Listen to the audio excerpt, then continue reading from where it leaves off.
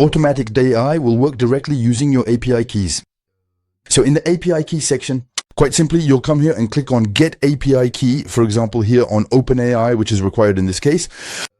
That's the minimum needed to run Automatic, at least for your sites and generating your content.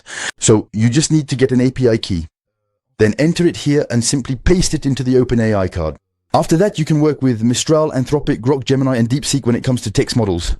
As for image models, you'll find, well, obviously you have OpenAI with GPT images, which is included in OpenAI. It's the same API, so it's not added separately for images since it's the same one.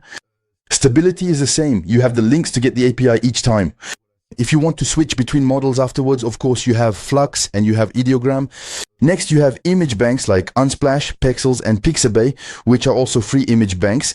These aren't AI-generated images, but rather images that are already available and royalty-free, which can be useful depending on the project. This API key is therefore stored in your browser. This means that if you work with two computers, you'll need to re-enter your key in the browser. So if you connect with two different PCs, it has to be the same key. We strictly and exclusively allow only one single API key per individual account for each and every one of the distinct models that are currently offered and available to our users.